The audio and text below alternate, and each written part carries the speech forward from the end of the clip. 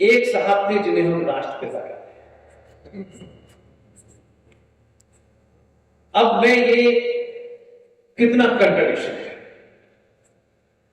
गांधी जी के हाथ में गोबा जी, गांधी जी जी जी जी, उनके हाथ में क्या था बताइए? लाठी थी, लाठी सिर चरखा लाठी। वो तो बैठे लेके क्या चाहते? लाठी लाठी लाठी। एक लड़की हाँ, और यहाँ धोती में घड़ी और एक किताब थी। वो किताब क्या थी? जोर से बोलिए। गीता है। अब थोड़ी देर के लिए मैं आपके ऊपर कह रहा हूं कि हम कैसे खूबसूरत। गांधी उस गीता को हाथ में लेकर अहिंसा की बात करते थे, जिस गीता को सुनकर अर्जुन ने महाभारत का युद्ध किया।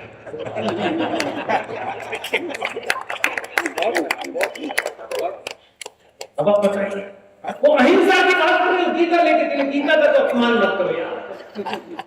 हम लोग अहिंसा मत करें, कमाल का कंट्रडिक्शन है। गीता हाथ में और अहिंसा की बात और कह रहे कोई तुम्हारे मुंह पे एक झापड़ मारे तो दूसरा दाल आगे कर दो। तो गीता कब खोलोगे? अब सवाल यह है कि या तो गांधी गीता को नहीं समझ सके या फिर लोग गांधी को नहीं समझ सके। तो सिर्फ फैक्ट की बात करिए। इसलिए मैं रिटॉरिक्स तो बहुत सारी चीजों पे कर सकता हूं, लेकिन मेरा मानना यह है कि आपको अभी भी आपके हाथ में एक शक्ति, मैंने पहले ही कहा, मृत्यु का समय जगह सब निश्चित है। आप नहीं भी जाएंगे तो पहुंच जाएंगे उसी जगह जहां आपकी मौत निश्चित है। दुनिया की कोई ताकत एक सेकंड एक मिनट आगे पीछे नहीं कर सकती, और हम ही दुनिया में मानते हैं कि मृत्यु निश्चित है। कब आएगी, कैसे आएगी, इसकी चिंता है। तो जब मृत्यु निश्चित है तो फिर सच बोलने से क्यों डर रहे? कोई नहीं मार सकता, कोई ताकत नहीं मार सकता। सच बोलो और पूरी ताकत के साथ बोलो। मेरा 2011 से लेकर आज के दिन तक का अनुभव कहता है कि सच बोलते रहो। ये लालच, ये पैसा, ये रुपया, ये जाति, इस सब के बीच में से भी करोड़ों लोग अगर आपकी बात तर्कों पे, तथ्यों पे उनके यहां लग जाएगी तो इस छोटे से शहर में कितनी बड़ी सभा रोज होगी। यहां से खड़े होकर के सोचो कि मैं कुछ बोलूंगा फिर कुछ चाहिए, ये सोच के आया ही नहीं।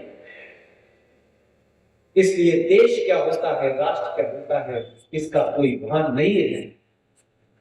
इसलिए बहुत सारे लोग कहते हैं मैं देश प्रेमी हूं। कोई देश प्रेमी हो ही नहीं सकता। देश प्रेम का मतलब क्या है, पहली बात। और देश है क्या? देश एक भूमि का टुकड़ा है कि नहीं? उसी को देश कहते हैं। और भूमि का टुकड़ा बदलता रहता है। कभी पाकिस्तान था, कभी बांग्लादेश था, कभी नेपाल था, कभी भूटान था, कभी बांग्ला, सब चीजें थी आपके पास, बदलता। बाउंड्री टूट गई, पेशावर चला गया, पाकिस्तान चला गया, बांग्लादेश बन गया, टूटता रहता है, बाउंड्री बदलती रहती है। आज कुछ है, कल कुछ हो जाएगा, कल नया नियम बन जाएगा, परसों कोई नया नियम बन जाएगा। तो देश तो बदलता है। और देश को चलाने के सारे अंग फ्रॉम टॉप टू बॉटम सब तनख्वाह लेके काम करते हैं। कोई है एक आध ऐसी इंस्टीट्यूशन जो तनख्वाह लिए बगैर काम करती हो? प्रधानमंत्री तनख्वाह लेता है, एमपी तनख्वाह लेता है, जज तनख्वाह लेता है, पुलिस तनख्वाह लेती है, सेना तनख्वाह लेती है। कौन सा ऐसा अंग है जो देश के चलाने में काम करता हो और तनख्वाह न लेता हो? नहीं, ऐसा तो कोई भी नहीं। तो देश की कल्पना बदलती रहती है। आज ये नियम है, आज वो नियम है। हाँ, तो फिर राष्ट्र क्या होता है? राष्ट्र की कोई सीमा नहीं होती। राष्ट्र को कोई संविधान नहीं चला सकता, कोई संसद नहीं चला सकती, कोई आईपीसी नहीं चला सकती, कोई फौज नहीं चला सकती। राष्ट्र चलता है आपकी आस्थाओं से, मान्यताओं से, परंपराओं से, संस्कारों से चलता है, और राष्ट्र की परिभाषा कभी नहीं बदल सकती। पूजा होती थी तो ऐसे ही होती है और अनंत काल तक ऐसे ही होती है, उसको कोई माई का नाम नहीं बनता। लेकिन दुनिया में भारत एकमात्र ऐसा देश है कि इस देश की सरकारें तय करती है, क्योंकि जो वो इंस्टीट्यूशन है आपके मंदिर का, वो कमजोर हो गया है, वो बीमार हो गया है, वो लालची हो गया। जिसको मंदिर के सामने बैठ के खड़ा होना चाहिए कि हे सरकार के नुमाइंदे, तुम सरकार हो सकते हो, तुम मंत्री हो सकते हो, तुम पुलिस हो सकते हो, लेकिन मंदिर के अंदर पूजा का विधि विधान हमारा वो पंडित तय करेगा, सरकार तय नहीं करेगी। लेकिन कमजोर और लालची लोग ऐसे हो गए हैं कि सरकार आपके मंदिर में घुस गई है, उसके बारे में पंडित जी नहीं बता रहे हैं। और खुद कमजोर अगर हो गए हैं तो समाज में जो लोग पूजा करने जाते हैं उन्हें तो बता देते हैं कि बेटा देखो ऐसा हो गया है, मैं नहीं कर पाया, मैं कमजोर आदमी हूं, लेकिन समाज को बताना ना। पंडित जी भी हमारे समाज में शाम को घर मंदिर बंद करके आते हैं, उन्होंने ये बात क्यों नहीं आती? वो तो किसी चीज से डरना नहीं करना, तो उनका क्या लेना देना?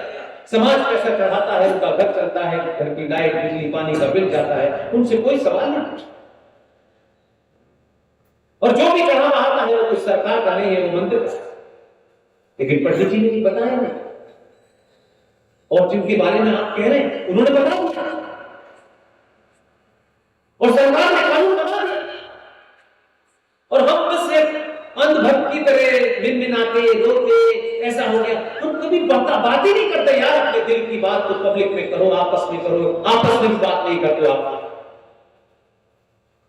ये मंदिर में नियम क्यों बना? जिस संविधान में 1976 में जब पूरा देश इमरजेंसी में बनता, बड़े बड़े देश के नेता बनते, पार्लियामेंट बनती, लोकसभा बनती, राज्यसभा बनती, तब किसने रात के अंधेरे में बिना किसी संविधान की धारा के तहत, बिना किसी पार्लियामेंट की इजाजत के बगैर, बिना किसी कैबिनेट की मीटिंग के बगैर आपने संविधान के प्रेमबिल में रात में अंधेरे में एक शब्द जोड़ा कि भारत आज से सेक्युलर और सोशलिस्ट हो गया? एक छोटा सा अमेंडमेंट कराने के लिए दोनों सदनों की सहमति जरूरी होती है, और वो भी संविधान के अंदर अलग अलग जो खंड है उसके अंदर होती है। दुनिया के संविधानों में काल परिस्थिति के हिसाब से चीजें बदली जाती हैं, लेकिन जो प्रेमबिल होता है, जहां we the people of India लिखा है, उसे प्रेमबिल कहते हैं। वो वर्जिन होता है, वो अक्षुण होता है, उसमें बदलाव नहीं होता। हमारे लोगों ने तो रात के अंधेरे में उसमें सेक्युलरिज्म सोशलिज्म शब्द डाल दिया, आज तक इस पर चर्चा नहीं। और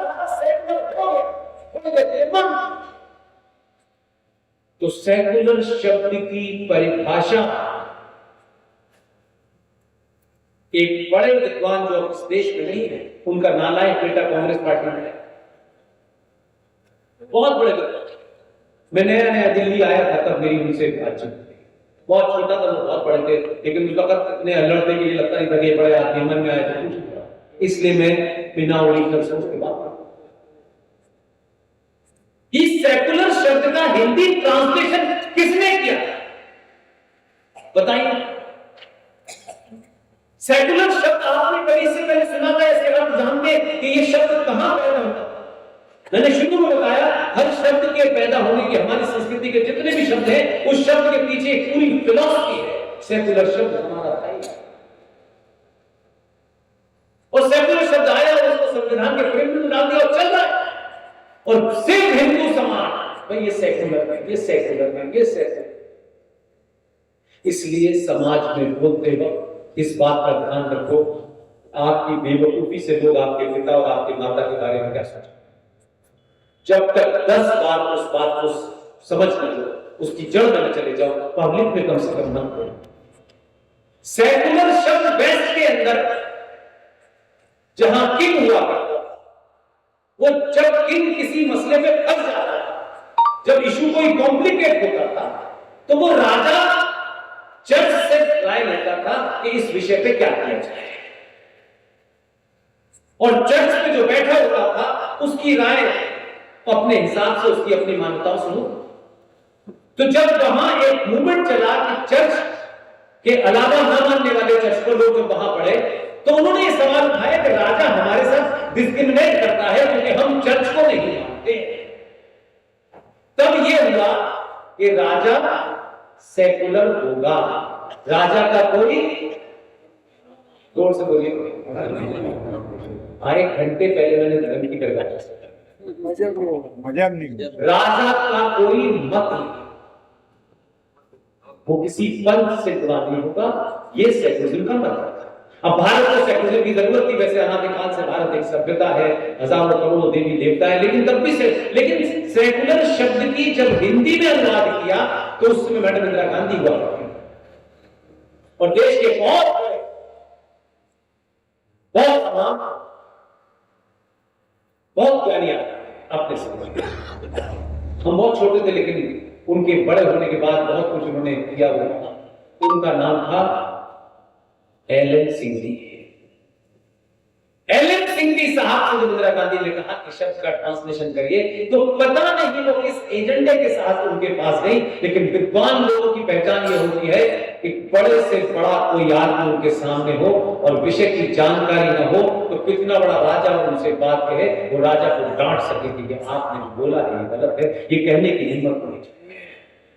एलन सिंघी साहब ने कहा कि इसका ट्रांसलेशन धर्मनिरपेक्ष नहीं हो सकता क्योंकि धर्म हम कर्तव्य को कहते हैं, इसका ट्रांसलेशन पंथ निरपेक्ष होगा। पूरा देश सनातनी हिंदू, हम धर्मनिरपेक्ष हैं, हम धर्मनिरपेक्ष हैं। जिस दिन धर्मनिरपेक्ष हो गए समाज में हाहाकार मच गया, सब अपने कर्तव्य छोड़ के उल्टा सीधा काम करना शुरू कर, और वो लिखा गया और आज भी लिखा हुआ है, उस वक्त भी लिखा गया था और आज तक वो मौजूद है, लेकिन हम पढ़ते नहीं है, हम सेकुलरिज्म की परिभाषा है। लेकिन मेरा ये कहना है कि थोड़ी देर के लिए मान लो कि राजा का कोई मत नहीं होगा, और सेकुलरिज्म का मतलब है सबका अधिकार बराबर है। 42,000 पारसियों का भी है और 92 लाख जैनियों का भी है और 1.6% सिखों का भी है और 84 करोड़ हिंदुओं का भी है। किसी की गिनती से किसी के अधिकार के अंदर कोई इंक्रोच नहीं कर सकता, सबको बराबर के अधिकार हैं। इस क्राइम में, फ्रॉड में, जब आईपीसी के तहत मुसलमान के ऊपर, पारसी के ऊपर, जैन के ऊपर, बौद्ध के ऊपर उसी क्राइम करने पे जब एक धारा लगती है,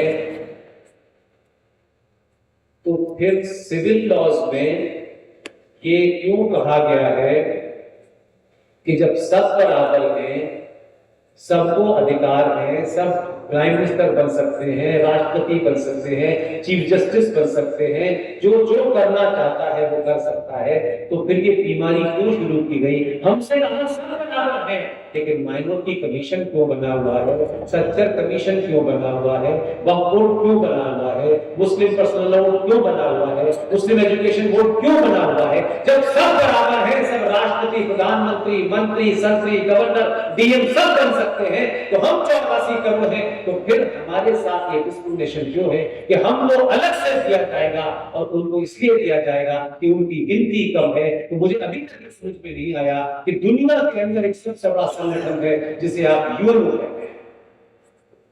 यूएनओ भी हमने मोदी की परिभाषा दी, लेकिन संसद में इस पार्टी का उस पार्टी का महाज्ञानी मोदी को रोज तीसरे दिन ज्ञान देने वाले लोगों ने कभी ये पंजर में पूछा कि भाई अगर इस देश में कोई परिभाषा है कि माइनॉरिटी कौन होगा, हम किस आधार पर किसी को माइनॉरिटी घोषित करेंगे और उसकी क्या लिमिट होगी? 100 में से 5 वाला माइनॉरिटी होगा, 6 वाला होगा, 2 वाला होगा, 1.5 वाला होगा, कुछ है नहीं। बस होगा माइनॉरिटी कमीशन और ताज्जुब है, एक पाखंड है जो पूरे देश में चल रहा है। 42,000 पारसी भी माइनॉरिटी, 92 लाख भी है, 1.6% सिक्स भी है और 22 करोड़ मुसलमान भी माइनॉरिटी में। कोई कोई कोई लॉज किस बेसिस पे किया? कोई तथ्यात्मक है इसमें? यूएन टोटल पॉपुलेशन का जो 1.5 होगा वो माइनॉरिटी कहलाएगा, लेकिन हर पार्टी के नेता को ये दुकानदारी चलानी है, इसलिए इसकी कोई परिभाषा नहीं। और माइनॉरिटी का मतलब अनकॉन्शियसली भाई ये आईएएस नहीं बन रहे तो इनको आईएएस में रियायत की जाए। 5,500 करोड़ का बजट था जो घटते घटते अब 3,500 करोड़। आप जब तक इन बातों को नहीं जानेंगे ऐसे ही बेगाने से घूमते रहेंगे। 3,500 करोड़ का एक बजट बनाया गया है। वो जो इटली से आई थी उन्होंने अपने जमाने में ये खेल किया और एक कमीशन बनाया। पाकिस्तान के पंजाब प्रांत से जहां से मनमोहन सिंह आए थे वहीं से एक साहब और भी आए थे। वो दिल्ली हाई कोर्ट के चीफ जस्टिस बने और चीफ जस्टिस बनने के बाद जब वो रिटायर हुए तो ये 272 वालों को किसी ने ज्ञान दिया था और उस जज को रिटायर होने के बाद उनके अंडर में एक कमीशन बनाया। उस कमीशन को कहते हैं सच्चर कमीशन। उस चीफ जस्टिस का नाम था राजेंद्र सिंह सच्चर। तो सच्चर साहब की देख रेख में वो कमीशन बना और सच्चर साहब ने बैठे बैठे दिल्ली से दूरबीन में देख लिया कि इस देश में सबसे पिछड़े मुसलमान हैं। उन्होंने और उन्होंने कहा इनको विशेष जरूरत है। 5,500 करोड़ का बजट मेरे और आपके टैक्स से बना है और उसके अंदर भी क्लासिक केस है। आप चुप रहते हैं, आपको छोटी छोटी बातों के बहस के लिए बहुत समग्रता में बड़े इशू उठाइए। वो ना भी उठे तो कम से कम आप अवेयर तो कर सकते। हम क्या करें, हमारे बोलने से कुछ होता है, लेकिन हमारे बोलने से भी कुछ होता है।